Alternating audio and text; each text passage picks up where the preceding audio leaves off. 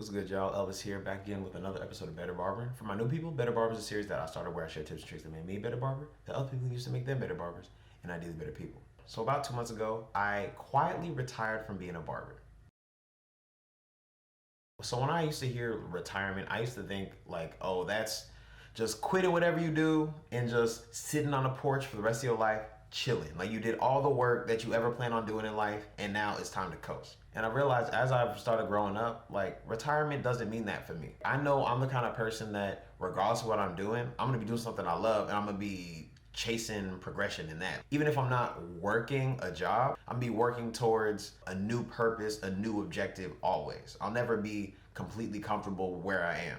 Like I know even if I'm sitting on a porch and I don't have a job, I'm working on something on that porch. You feel me?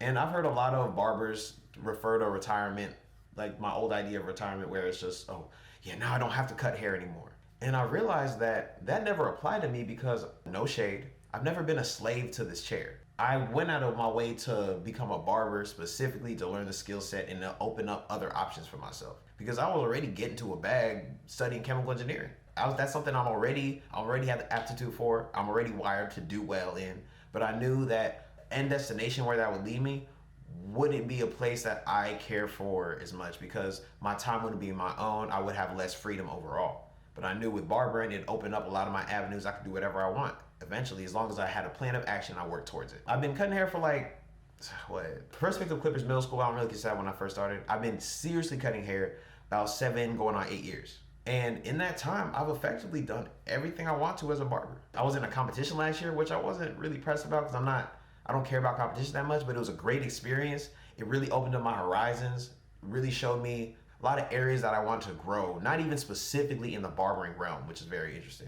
Having all the experiences and connections I had through this industry, I realized like I love cutting hair. I don't care too much about being a barber. And you know, the difference between a hair cutter and a barber is just basically the relationship with the client. Like someone that cuts hair is a hair cutter. Someone that has a relationship with you who's your partner and you looking your best is your barber. I've been blessed to now like my clientele is all people that I rock with. Literally 95 to 99% of the people that sit in my chair. If we're not already friends, we would be friends if we just hung out one time outside of the chair. That's the level of resonance. So I'm blessed. Like I don't have any people I don't want to deal with on a regular basis. But that also kind of showed me like I wanted to just have my base level lifestyle to be peaceful. And that's what I did. Now I'm realizing there's other things I want to build up on top of this base. Like I don't care about cutting hair for the rest of my life. I just appreciate that as an art that I get to do. Before it used to feed me artistically, mainly. And then it started feeding me financially. And then it started feeding me spiritually, socially. And now it feeds me more spiritually and socially than any other area. Because I have other money-making avenues. I have other artistic avenues. So I'm going into a new season and it needs to fit a different role in my life.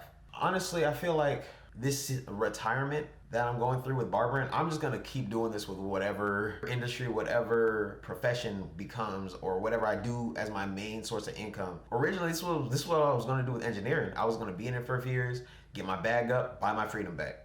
Basically, that's what I do with barbering, but it's just, I took a lot longer for the barber money to catch up to like engineer money, but my freedom happened very quickly. Like I had my peace of mind very quickly in comparison. So I feel like this was the best route for me personally.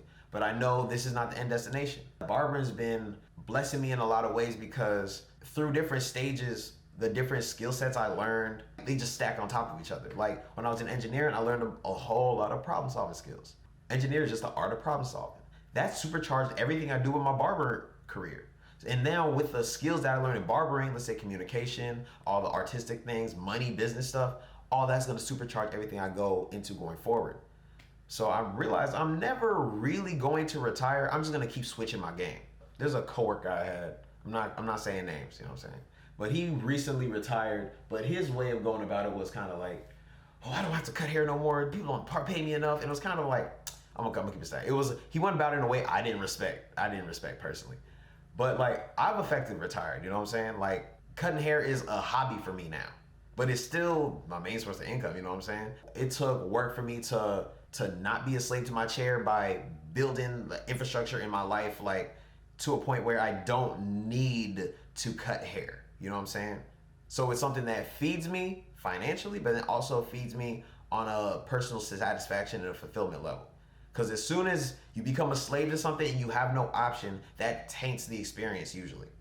Like your level of fulfillment changes because you're dependent on this thing now.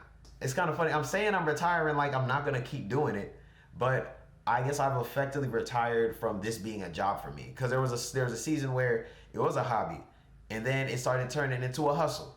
Then it turned into a profession, and that was great. But then it started turning into a job, and I was like, oh, this is what I was trying to avoid the whole time. So now moving it back into a hobby, and I'm still gonna go as hard as possible because I love this. But I've realized that barbering does not have to play a specific role in your life for a period of time. Barbering could be your main chick or your side chick. Whatever you want it to be, it will fit the role. It's a team player. You feel me? I feel a lot more purpose in the consulting area of the barber industry than actually being behind a chair cutting heads. Because I appreciate the interactions I have with my clients. It's not specifically because they're my clients, it's just they're people that I resonate with. So I can just interact with people I resonate with all the time. I feel like I have a lot more to offer to other barbers to make their careers better personally. But I will always cut hair, I always cut my loved ones. But I know at a certain point, probably in the next few years, I'm gonna close out my clientele and that's gonna be something I strictly do for my homies, you feel me? It's like I'll just pass out my clients to way other capable barbers, you know what I'm saying? Like I have hella recommendations I send my clients when I can't get them like on a regular. Well, I appreciate y'all watching. If y'all got any perspective, any game, let me know. If you haven't already, follow me on Instagram as well as TikTok. Go ahead and follow your boy at Cuts by Elvis. But till next time, Craft Over Clout, I'm out.